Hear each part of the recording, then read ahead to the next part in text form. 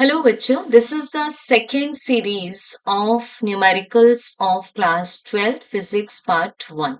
First question is if a force F is acting on a point charge that is kept on the axis of an electric dipole and if the distance of the point charge is tripled from the dipole, what will be the amount of force?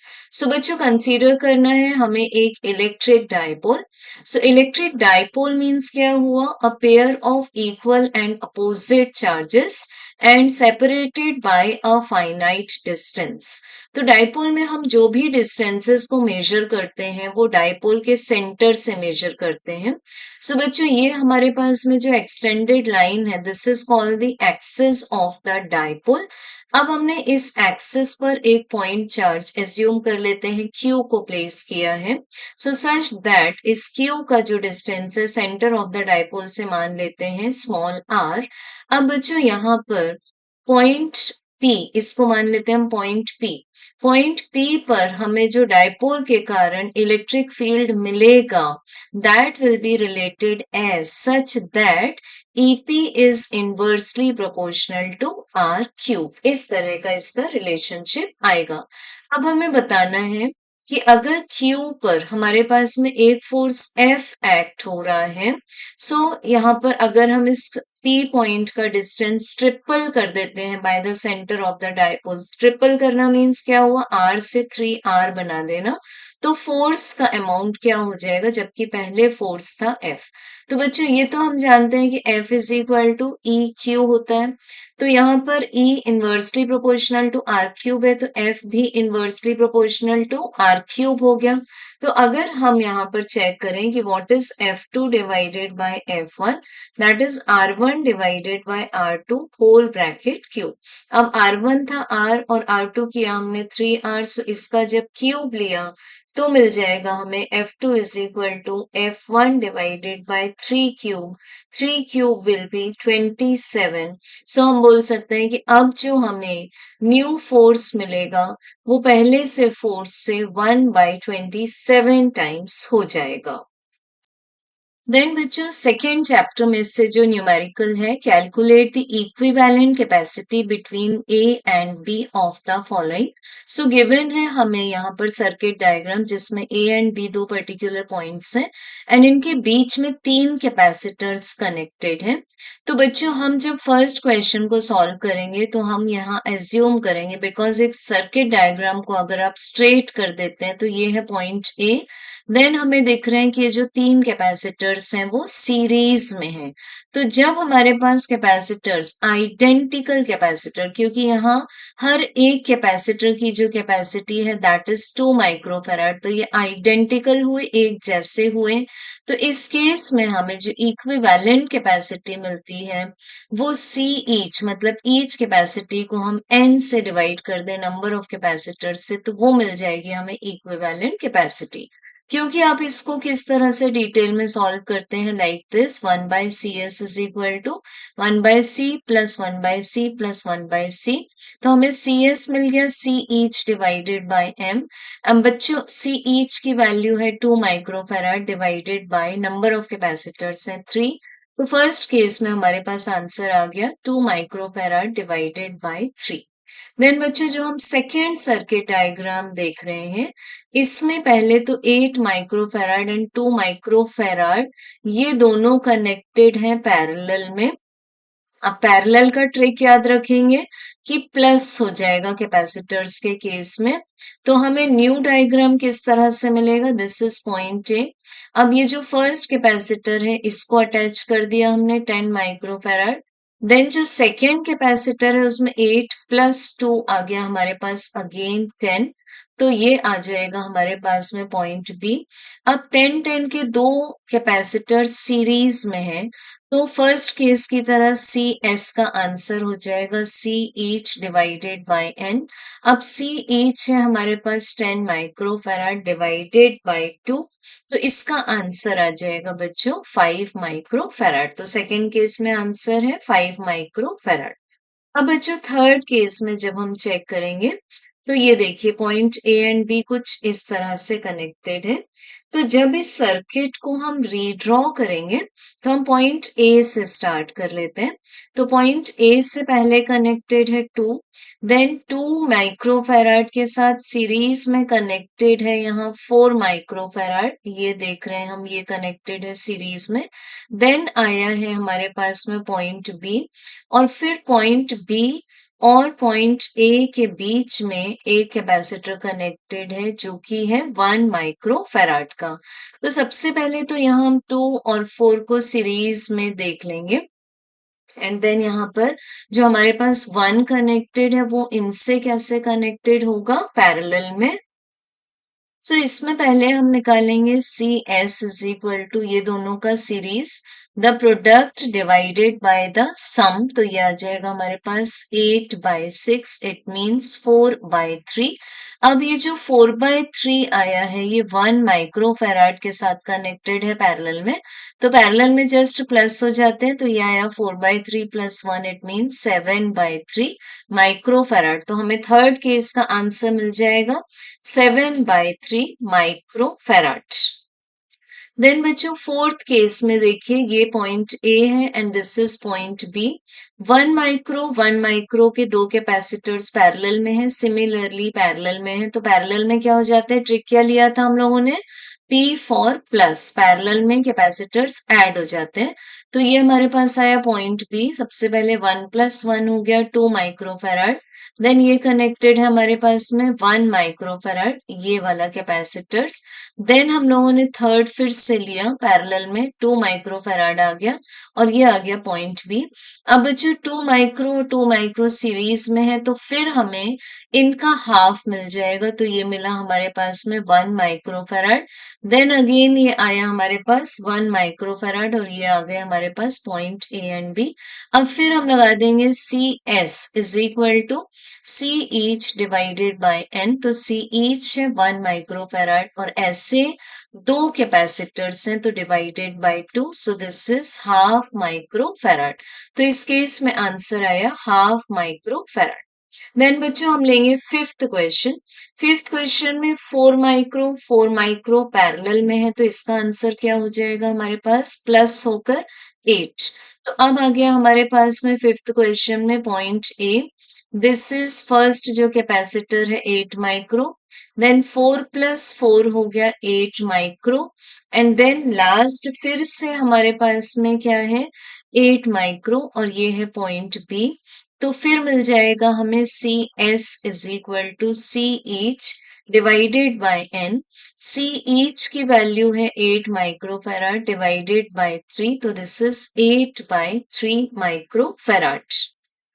Then बच्चों question number 6 में 2 micro and 2 micro के दो capacitors connected हैं series में, तो यहाँ answer क्या आएगा, C each divided by N. तो सी ईच है 2 माइक्रोफैराड डिवाइडेड बाय 2, तो इसका आंसर आ गया 1 माइक्रोफैराड। तो हमें डायग्राम मिलेगा ए, अपर ब्रांच में है हमारे पास 1 माइक्रोफैराड, देन हमारे पास लोअर ब्रांच में है 2 microfarad and this is point B. अब ये दोनों पैरेलल में कनेक्टेड हैं, तो हमें सी ए बी का आंसर मिल जाएगा 1 + 2, इट मींस 3 माइक्रोफैराड। तो सिक्स्थ केस में आंसर आया 3 माइक्रोफैराड। देन सेवेंथ केस में जब बच्चों हम चेक करेंगे यहाँ पर, ये है point A and this is point B. So सबसे पहले हम देखेंगे 24 एंड 3 माइक्रोफैराड के दो कैपेसिटर्स कनेक्टेड हैं पैरेलल में, तो हमारे पास में सेवेंथ नंबर में क्या आएगा, फर्स्ट ऑफ ऑल पैरेलल में प्लस हो जाते हैं, तो 24 + 3 हो गया 27 माइक्रोफैराड, देन ये है हमारे पास में 12 microfarad, this is point A, it is point B, and फिर ये हमारे पास में है 20 माइक्रोफैराड। तो अब देखिए ध्यान से 12 27 और 23 कैपेसिटर्स कैसे कनेक्टेड हैं? सीरीज में। अब जो हमें रिजल्टेंट आंसर मिलेगा उसका हमें ट्रिक भी पता होना चाहिए कि लेस देन द लीस्ट, क्योंकि सीरीज में जो आपको फाइनल आंसर मिलता है वो लीस्ट आंसर से भी कम होता है, तो ये ध्यान रखेंगे। तो यहाँ रिकॉग्नाइज करो लीस्ट आंसर कौन सा है? 12 माइक्रोफैराड। तो हमें जो आंसर मिलेगा वो 12 से कम मिलेगा। तो हम इसको किस तरह से सॉल्व करेंगे? 1/CAB is equal to 1/C1 plus 1/C2 plus 1/C3। अब हम इनका एलसीएम ले लेंगे, तो एलसीएम में कुछ नहीं, आप सिर्फ प्रोडक्ट लिख देंगे। देन आपने ऊपर न्यूमरेटर में लिख दिया सबसे पहले 27 इंटू 20 हो गया 540 प्लस सेकेंड टाइम 12 मल्टीप्लाई 20 आया 240 और थर्ड 27 मल्टीप्लाइड बाय 12 आया 324 और इन सब का जो हमारे पास में सम आया दैट इज 1104 एंड इसको हम फिर से प्रोडक्ट नहीं लिखेंगे, हम जस्ट क्या लिख देंगे 12 मल्टीप्लाई 27 मल्टीप्लाइड बाय 20। सो बच्चों हमारे पास 1/CAB यानी reciprocal of capacitance between A and B आया अप्रॉक्स 0.170। ठीक है, अब जब हम इसका रेसिप्रोकल लेंगे इट मींस CAB लेंगे तो दिस इज 1 डिवाइडेड बाय 0.170, तो हमारे पास ये आंसर आ जाएगा 5.88 माइक्रोफैराड। तो हमारे पास आंसर सेवेंथ केस में हो जाएगा अप्रॉक्स 5.88 माइक्रोफैराड और हमें मालूम था कि आंसर जो है वो 12 माइक्रोफैराड से लेस ही आएगा। So this will be the resultant capacity between A and B.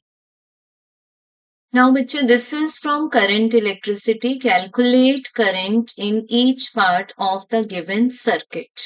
So given है हमें सर्किट डायग्राम जिसको ऑलरेडी नेम किया हुआ है by the points A, B, C, D and ये हमारे पास में एक व्हीटस्टोन्स नेटवर्क। तो फर्स्ट ऑफ ऑल हम देख लेते हैं व्हीटस्टोन नेटवर्क में कि ये बैलेंस्ड है कि नहीं है, क्योंकि जब भी आपको इस तरह का कोई क्लोज लूप का प्रॉब्लम मिलेगा तो पहले आप उसको चेक कर लें कि वो बैलेंस्ड है या फिर वो अनबैलेंस्ड नेटवर्क है। तो बच्चों इसके लिए हम चेक करेंगे resistance between A B divided by resistance between AD.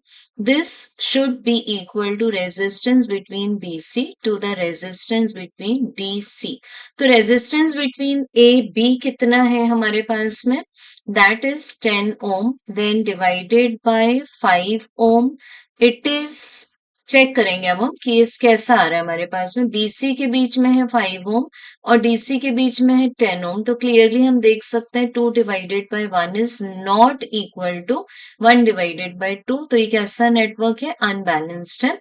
तो इसको फिर हम सॉल्व करेंगे किरचॉफ्स वोल्टेज लॉ से एंड किरचॉफ्स करंट लॉ से, दोनों लगेंगे यहाँ पर हमारे पास में। तो बच्चों सबसे पहले हम ले लेंगे जंक्शन पर। तो हमारे पास में यहाँ जंक्शन ए भी है, जंक्शन सी भी है, बी भी जंक्शन है, डी भी जंक्शन है। तो हम प्रेफर करेंगे जंक्शन ए को। देख सकते हैं हम कि बैटरी है 10 वोल्ट की, देन यहाँ इंटरनल रेजिस्टेंस एज्यूम कर सकते हैं हम एंड 10 ओम। देन करंट निकल रही है इसमें से आई, जंक्शन ए पर पहुंचकर दो पार्ट्स I1 एंड I2 में ब्रेक हो जाती है। तो सबसे पहले हम लगा रहे हैं junction law Kirchhoff's current law, जिससे मिला I is equal to I1 plus I2। This is equation number 1। अब बच्चों हम चेक करेंगे क्लोज्ड मैश। तो क्लोज्ड मैश कौन सा ले रहे हैं हम? सबसे पहले प्रेफर कर लेते हैं ADCEA। ठीक है, तो हम लूप ले रहे हैं यहाँ पर ADCEA। अब बच्चों A से D में जब हम चेक करेंगे तो करंट I2 एंटर करती है, 5 ओम का रेजिस्टेंस है। तो यहाँ पर हम क्या लिखेंगे? पहले फर्स्ट ऑफ ऑल हम लिखेंगे -5I2। देन हम DC ब्रांच में आ जाएंगे, करंट के डायरेक्शन में मूव कर रहे हैं तो माइनस लिखेंगे। रेजिस्टेंस है 10 एंड टोटल करंट है I2 प्लस IG। देन हम आ जाएंगे बैटरी में, तो ये आ गया हमारे पास में +10। इसका EMF है, पॉजिटिव पोल पर हम बाद में पहुंच रहे हैं और 10 ओम में से करंट निकल रही है I, तो इसको हम लिख देंगे -10I this is equal to 0। अब बच्चों यहाँ अगर हम यहाँ ब्रेकेज देखेंगे तो ए पॉइंट पर I1 I2 में ब्रेक हो गई थी करंट। जब बी पॉइंट पर पहुंचेगी तो क्योंकि यहाँ पर जो व्हीटस्टोन ब्रिज है वो बैलेंस्ड नहीं है, तो गैल्वेनोमीटर जो कि 5 ओम गिवन है उसमें से भी करंट पास होगी। तो उसमें से हम करंट एज्यूम कर रहे हैं IG। तो जो बची हुई करंट है I1 माइनस IG वो पास हो जाएगी 5 ओम में से। सी फिर से एक जंक्शन है, तो यहाँ पर current I1 minus IG and I2 plus IG add हो जाएगी। तो हमें यहाँ फिर से I इज इक्वल टू क्या मिल जाएगी, I1 प्लस I2 करंट हमें मिल जाएगी। अब बच्चों ये जो हम लोगों ने इक्वेशन बनाई इसको हम साइन वाइज अरेंज करेंगे। तो this is 10I plus 5I2 plus 10 within bracket I2 plus IG equals to आ जाएगा हमारे पास में 10। देन ये हो जाएगा again 10I plus 15I2 plus 10IG equals to 10। अब यहाँ पर आ जाएगा हमारे पास में, बिकॉज हम यहाँ से 5 कॉमन ले सकते हैं, तो 2I plus 3I2 plus 2IG is equal to 2। अब बच्चों इक्वेशन 1 क्या था हमारे पास, I is equal to I1 plus I2। तो इसको हम पुट कर देंगे I के प्लेस पर। So this is 2 times of I1 plus I2 plus 3I2 plus 2IG is equal to 2। अब पूरा सॉल्व करेंगे डिस्ट्रीब्यूट प्रॉपर्टी लगा के, तो हमें फाइनली मिलेगा 2I1 plus 5I2 plus 2IG equals to 2। So this is equation number second, और ये था हमारे पास में इक्वेशन नंबर 1। अब बच्चों नेक्स्ट देखेंगे हम लूप। नेक्स्ट लूप ले रहे हैं हम लूप नंबर ABDA। तो चेक करिए ABDA कौन सा लूप है, ये हमारे पास में ABDA। फिर हम लगाएंगे किरचॉफ्स वोल्टेज लॉ। तो हमें क्या मिलेगा, पहले -10I1, ठीक है, ये AB ब्रांच में करंट के डायरेक्शन में जा रहे हैं। फिर हम BD ब्रांच में देखेंगे, फिर से करंट के डायरेक्शन में आ रहे हैं, सो दिस इज -5IG। देन हम जा रहे हैं DA ब्रांच में करंट के ऑपोजिट, तो पॉजिटिव आ जाएगा, so this is +5I2 equal to 0। अब बच्चों फिर हम साइन कन्वेंशन में साइंस को एडजस्ट करेंगे। So this is 10I1 plus 5IG minus 5I2 equal to 0। Again हम यहाँ से 5 कॉमन ले लेंगे, तो 2I1 plus IG minus I2 equal to 0। So this is equation number 3। तो हमारे पास अभी तक 3 इक्वेशंस आ चुके हैं। देन बच्चों हम नेक्स्ट चेक करेंगे, अगेन हम किरचॉफ्स वोल्टेज लॉ लगाएंगे। बी से सी से डी एंड डी से बी में, ये वाला हमारे पास थर्ड क्लोज लूप आ रहा है। सो this is the loop BCDB। Loop का जब एंडिंग और क्लोज पॉइंट सेम है तो आप उसको क्लोज्ड बोलते हैं। सो यहां से आ रहा है BC में, चेक करिए -5 करंट के डायरेक्शन में जा रहे हैं, I1 minus IG plus 10। CD में चेक करें, हम करंट के अपोजिट जा रहे हैं तो प्लस आ जाएगा 10, और करंट है हमारे पास I2 प्लस IG प्लस, फिर किस में जा रहे हैं हम लास्ट में DB में, करंट के अपोजिट जा रहे हैं, तो +5IG इक्वल टू 0। अब यहां से फिर हम लेंगे साइन कन्वेंशन के according 5I1 minus IG minus 10I2 plus IG minus 5IG equal to 0। Then हम सारे ब्रैकेट्स ओपन कर देंगे, so this is 5I1 minus 10I2 minus 20IG equal to 0। ठीक है, ये आ गया हमारे पास में 5I1 minus 10I2 minus 20IG equal to 0। 5 common ले लेंगे, तो I1 minus 2I2 minus 4IG equal to 0। ये हुआ बच्चों इक्वेशन नंबर 4। अब हम सारे इक्वेशंस फिर से एक साथ लिख देते हैं। तो इक्वेशन नंबर 1 था हमारे पास I equals to I1 plus I2। Equation number 2 was 2I1 plus 5I2 plus 2IG equals to 2. Equation number 3 was 2I1 plus IG minus I2 equal to 0. Equation number 4 is I1 minus 2I2 minus 4IG equal to 0। ये आ गए हमारे पास सारे equations एक साथ। सो बच्चों first action करेंगे हम, जैसे साइमल्टेनियस इक्वेशन सॉल्व करते हैं। इक्वेशन 2 में से हम इक्वेशन 3 को माइनस कर देंगे। So this is equation 2 minus equation number 3। तो ये है 2 एंड दिस इज 3। तो हम देख सकते हैं जो 2I1 है वो कैंसिल हो जाएगा हमारे पास। तो हमें मिल गया 6I2 plus IG equals to 2। This is equation number 5। Then बच्चों हम नेक्स्ट करेंगे कि हम first of all equation number 4 में मल्टीप्लाई करेंगे 2 और इसको माइनस कर देंगे हम इक्वेशन नंबर 3 में से। तो ये आपने 10th में लर्न किया हुआ है simultaneous equations. So this is 3I2 plus 9IG equals to 0। तो हमें मिल जाएगा I2 plus 3IG equals to 0। तो this is equation number 6। Then बच्चों हम नेक्स्ट एक्शन करेंगे। इक्वेशन नंबर 5 को हम मल्टीप्लाई करेंगे 3 से एंड इसको सब्ट्रैक्ट कर देंगे हम इक्वेशन नंबर 4 में से। So this is 17I2 equals to 6। तो I2 की वैल्यू क्या आ गई हमारे पास 6/17 एम्पियर।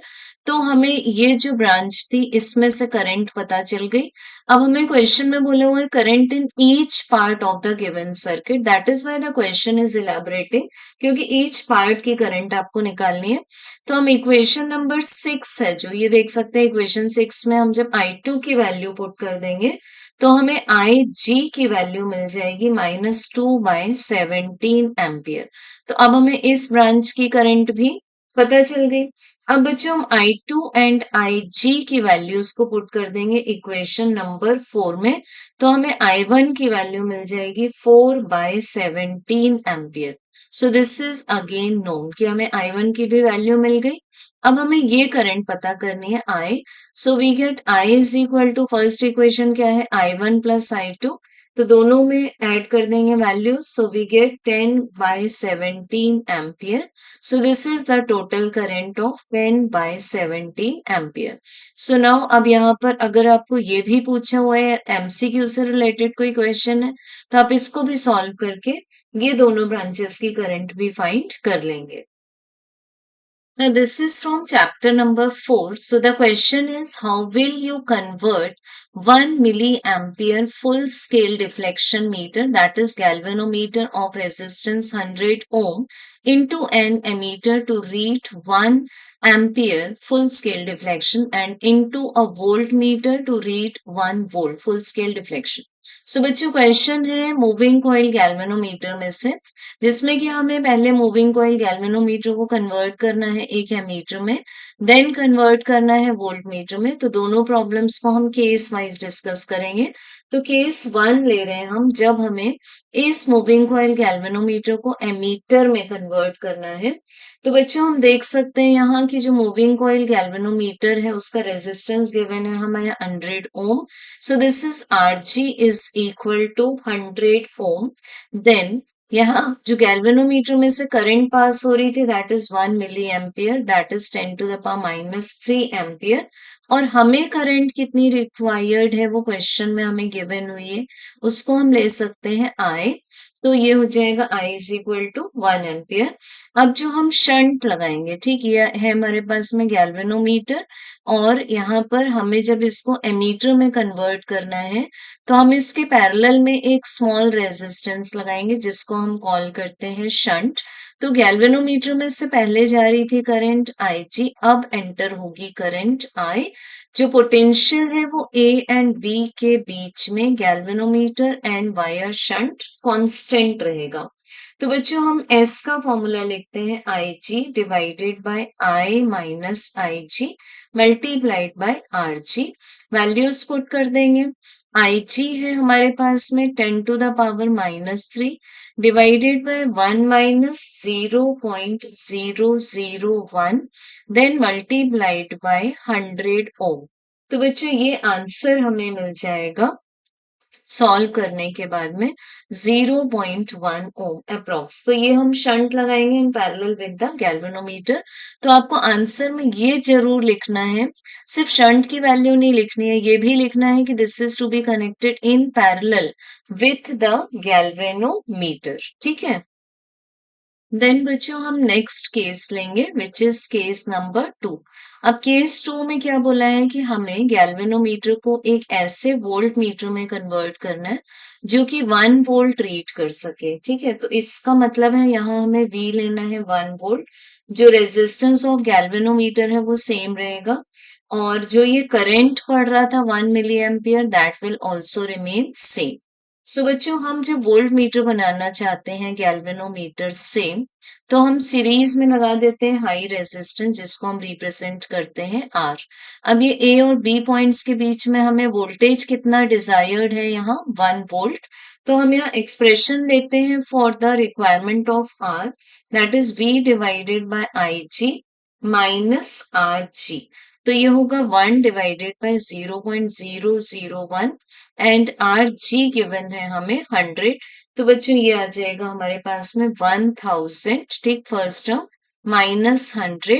तो हमें R का आंसर मिल गया 900 ओम। जब आप इसका 12th CBSE में आंसर लिखेंगे तो only this answer is not sufficient. आप कैसे लिखेंगे? A resistance of 900 ohm is connected in series with the galvanometer coil to have a voltage range of 0 to 1 volt. Then check next question is from chapter 5 magnetism and matter. A long solenoid of length 0.5 meter having 1000 turns and carrying current of 2 ampere is filled with the material of susceptibility 1000,999. So given है बच्चों हमें एक long solenoid जिसमें कि हमें length given है 0.5 metre. Number of turns है हमारे पास में जिसको ले लेते हैं हम N1, दिस इज 1000। देन हमें नेक्स्ट लेना है यहाँ पर जो ससेप्टिबिलिटी है दैट इज 1999 और बच्चों यहाँ पर हमें जो करंट गिवन है दैट इज 2 एम्पियर। सो बच्चों देखो यहाँ 5 पार्ट्स हैं क्वेश्चन के, 1 2 3 4 एंड 5। सो इस क्वेश्चन में काफी कुछ इंक्लूड करने की कोशिश की है। जैसे हमें फर्स्ट फाइंड करना है magnetic field intensity H in side the solenoid. तो हमारे पास सबसे पहले H का फॉर्मूला क्या आता है? हमारे पास ये फॉर्मूला आता है H is equal to NI। अब बच्चों ये जो स्मॉल n है that is number of turns per unit length. सो वैल्यूज डाल देंगे हम N1 जिसको हम N ले सकते हैं डिवाइडेड बाय 0.5 एंड करंट है 2 एम्पियर। तो यह आ जाएगा हमारे पास 4000 एम्पियर। यूनिट चेक करो यहाँ ध्यान से, एम्पियर पर मीटर आ जाएगा। देन बच्चों हमसे सेकेंड क्वेश्चन पूछा है find the magnetic induction B in the solenoid with the material. ठीक, मटेरियल उसमें इंक्लूड है। तो हमें सेकेंड फाइंड करना है यहाँ पर magnetic induction with the material. तो हम इसको क्या लेंगे? B is equal to mu times of H ले लेंगे। अब म्यू की वैल्यू क्या है हमारे पास? यहाँ म्यू की वैल्यू हमें इंक्लूड करनी है। सो बच्चों देखो पूरे क्वेश्चन में चेक करो, हम H तो फाइंड कर चुके हैं बट म्यू हमारे पास नहीं है। तो हम म्यू कैसे फाइंड करेंगे? That is the relative permeability multiplied by the permit ये रिलेटिव और एब्सोल्यूट परमिएबिलिटी। ठीक है, तो ये absolute permeability that is permeability of free space multiply कर दिया हमने उसको रिलेटिव परमिएबिलिटी से। अब एब्सोल्यूट परमिएबिलिटी क्या होती है? 4 pi multiply 10 to the power -7। This we are speaking for the SI system. अब बच्चों हमें रिलेटिव परमिएबिलिटी नोन नहीं है तो रिलेशनशिप क्या होता है? That is 1 plus the susceptibility. अब ससेप्टिबिलिटी हमें गिवन है सो ये हो जाएगा 1 प्लस 1999 का आंसर आ जाएगा 2000। ठीक, तो ये आ जाएगा हमारे पास में मल्टीप्लाइड बाय 2000। तो अब ध्यान से देखो 4 मल्टीप्लाइड बाय 2 हो गया 8, पाई एज इट इज रहेगा और यहाँ आ जाएगा 10 टू द पावर -4। तो इसको पुट कर देंगे तो म्यू का आंसर है 8 पाई मल्टीप्लाई 10⁻⁻⁴ मल्टीप्लाई h हम ऑलरेडी निकाल चुके हैं 4000। तो मैग्नेटिक इंडक्शन की एसआई यूनिट हमें क्या मिल जाती है? टेस्ला मिल जाती है। तो हमें ये आंसर क्या मिल जाएगा? ये चेक करो, 8 पाई मल्टीप्लाइड बाय 4, ये हो जाएगा 32 पाई। तो जब हम पूरा सॉल्व करेंगे तो हमें नियर अबाउट आंसर क्या मिल जाएगा? 10.05 टेस्ला। तो ये आ गया हमारे पास में सेकेंड। ठीक, अब थर्ड हमें फाइंड करनी है relative permeability and absolute permeability of the material. तो ये हम रिलेटिव परमिएबिलिटी ऑलरेडी फाइंड कर चुके हैं कि ये कितनी आ गई हमारे पास में 2000। And absolute permeability of the material, तो इसको हम म्यू नॉट लिख सकते हैं। तो एब्सोल्यूट परमिएबिलिटी क्या है हमारे पास में? 4 pi multiply 10⁻⁻⁷। But of the material बोला हुआ है, तो हम फिर कैसे निकालेंगे इसको? Mu is equal to mu R multiplied by mu naught. तो ये आ जाएगा हमारे पास 2000 multiplied by 4 pi multiplied by 10⁻⁻⁷। सो बच्चों अब ये आ जाएगा 8 पाई मल्टीप्लाइड बाय, जो हम ऑलरेडी ये निकाल चुके हैं। तो अब हम इसको आइसोलेटेड आंसर के फॉर्म में लिख रहे हैं क्योंकि हमसे पूछा हुआ है। तो इसकी यूनिट आ जाएगी हमारे पास में हेनरी पर मीटर। ठीक है, नेक्स्ट ये हो गया हमारे पास में बच्चों थर्ड क्वेश्चन के दोनों आंसर। अब फोर्थ हमसे पूछा है कि if the solenoid were empty, empty का मीनिंग क्या है? कि उसके कोर में सेंटर में हम कंसीडर कर सकते हैं air. What would be the value of B naught? तो इसके लिए हम ले लेंगे formula for B naught. B naught is equal to आता है mu naught times H. Mu naught that is absolute permeability होती है एसआई में 4 पाई मल्टीप्लाई 10⁻⁻⁷। एच हम ऑलरेडी पॉइंट नंबर 1 में निकाल चुके हैं, 4000 पुट कर देंगे। तो ये क्या आ जाएगा हमारे पास में? 4 4 जा 16 पाई देन मल्टीप्लाइड बाय 10⁻⁻⁴ यूनिट आ जाएगी टेस्ला। तो जब हम इसको सॉल्व करेंगे तो ये हमारे पास में नियर अबाउट आ जाएगा 0.005 टेस्ला। ठीक है, ये आ जाएगा हमारे पास नियर अबाउट आंसर। देन हमें फिफ्थ बोला हुआ है compare the values of B and B naught. Compare means क्या होता है? हमेशा टू फाइंड द रेशियो। तो B divided by B naught होता है हमारे पास रिलेटिव परमिएबिलिटी, और रिलेटिव परमिएबिलिटी हम ऑलरेडी निकाल चुके हैं पॉइंट नंबर 3 में, विच वॉज 1 प्लस जाई। तो जाई का आंसर था हमारे पास 1999। तो रिलेटिव परमिएबिलिटी आ जाएगी 2000। And as we can note that this is the ratio of the magnetic fields, तो ये यूनिट लेस हो जाएगा। Now see the question from electromagnetic induction which is based on the topic of mutual induction or mutual inductance. So बच्चों इसमें given है हमें दो long solenoids हैं, first है S1, second named है S2, दोनों की लेंथ है 0.5 मीटर। तो यहाँ पर हम L क्या ले लेंगे? दोनों के लिए ही क्या गिवन है हमें? लेंथ सेम है क्योंकि यहाँ ओवरलैपिंग से मैग्नेटिक फ्लक्स लिंक होगा। अब बच्चों हमें फर्स्ट कॉइल में नंबर ऑफ टर्न्स गिवन है 1000, so this is capital N1 is equal to 1000। और सेकेंड कॉइल में N2 नंबर ऑफ टर्न्स लेने हैं हमें 500। Then the radius of the inner solenoid is 2 centimetre. तो हम लेंगे यहाँ R1 is equal to 2 multiplied by 10⁻⁻2 meter, while that of outer solenoid S2 is 5 centimeter. R2 आ जाएगा हमारे पास 5 multiplied by 10⁻⁻2 meter. The current in solenoid S1 changes uniformly from 0 to 5 ampere in 0.01 second. तो बच्चों यहाँ हमें जो time interval लेना है for the change of current that is 0.01 second. Then initial current है हमारे पास 0 ampere and final current is 5 ampere. अब फर्स्ट क्वेश्चन में हमें फाइंड करना है the mutual inductance M of the system. तो बच्चों सबसे पहले तो यहाँ पर हम फर्स्ट निकालने के लिए म्यूचुअल इंडक्टेंस का फॉर्मूला लिखेंगे। This is mu naught N1 N2 A divided by L। तो अब A इक्वल्स टू आता है हमारे पास में पाई आर स्क्वायर, ठीक, क्योंकि सर्क्यूलर है। सो म्यू नॉट की वैल्यू है 4 पाई मल्टीप्लाई 10⁻⁻7 N1 है 1000, N2 की वैल्यू है हमारे पास 500 एंड मल्टीप्लाई करेंगे हम पाई आर वन स्क्वायर से, क्योंकि ये फर्स्ट सोलेनोइड में करंट चेंज हो रही है। तो हम यहाँ लिख देंगे, पहले तो A1 फाइंड कर लेंगे हम।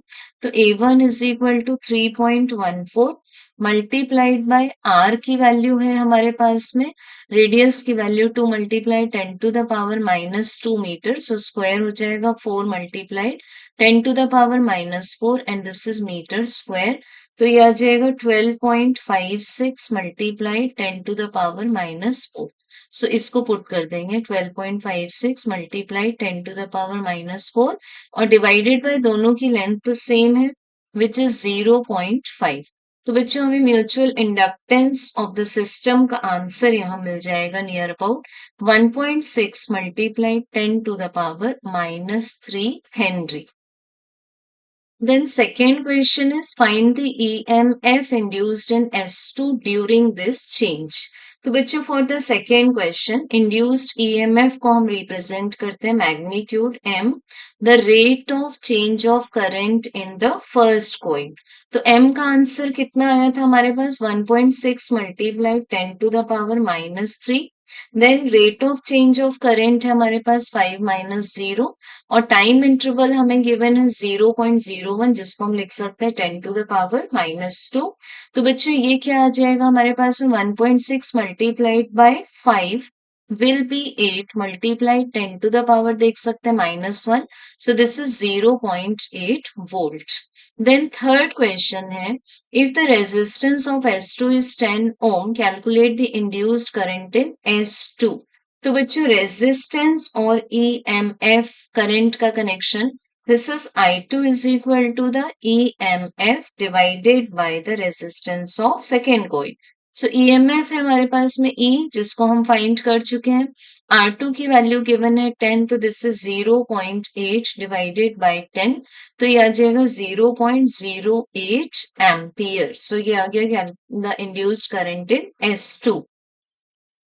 Then the next question is from alternating current. An AC source of 220 volt 50 hertz is connected across a series LCR circuit with resistance, inductance and capacitance.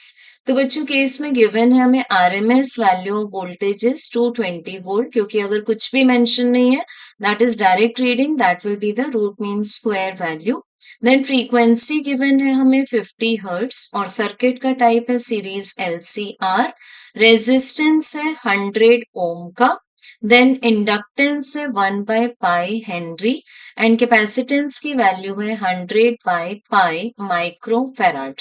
अब हमें फर्स्ट क्वेश्चन में फाइंड करना है reactance of the inductor and capacitor, मतलब find करना है XL and XC।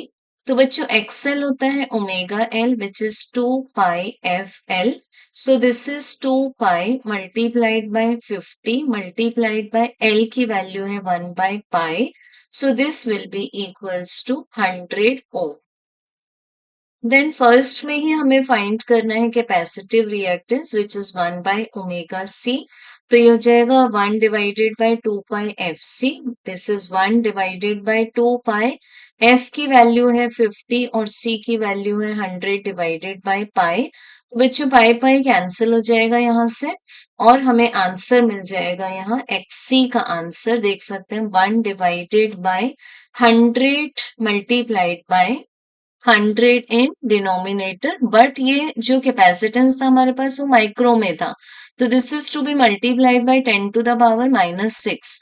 तो हमें डिनोमिनेटर में क्या मिल जाएगा, ये मिल रहा है 100 multiplied by 100 multiply 10 to the power -6, so this will be 10 to the power -2, so ये आ जाएगा हमारे पास 100 ओम। तो ये हो गया हमारे पास में फर्स्ट क्वेश्चन का आंसर। अब हमें सेकेंड में फाइंड करना है नेट रिएक्टेंस। तो बच्चों नेट रिएक्टेंस मीन्स क्या होगा, net reactance will be XL और XC में से चेक करो कौन सा बड़ा है। अरे यहाँ तो दोनों ही इक्वल है, तो हमारे पास नेट रिएक्टेंस आ जाएगा XL minus XC, it mean that is 0। अब हमें फाइंड करना है सेकेंड क्वेश्चन में ही इम्पीडेंस ऑफ द सर्किट। सो बच्चों impedance is shown by the letter Z and this is square root of R square plus XL minus XC bracket square. अब हम निकाल चुके हैं कि जो नेट रिएक्टेंस है दैट इज 0, तो ये आ जाएगा स्क्वायर रूट ऑफ आर की वैल्यू है 100, इसका square plus 0 square, so this will be equals to 100 ohm. तो इम्पीडेंस आ गया हमारे पास 100 ओम, जो कि किसके इक्वल आ चुका है, एग्जैक्टली रेजिस्टेंस के इक्वल आ चुका है।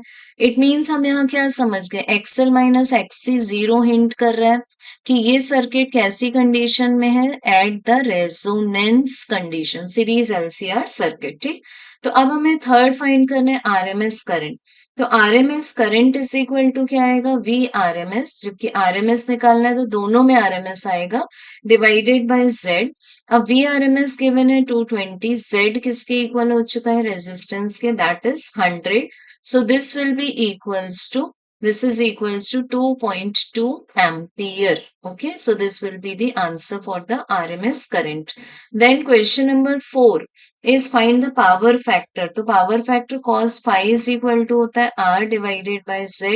So because R और Z दोनों equal हैं, तो हमारे पास में ये आंसर cos phi का आ जाएगा 1। तो ये इसने भी हिंट कर दिया कि पावर फैक्टर यूनिटी है, मतलब series LCR circuit is in resonance.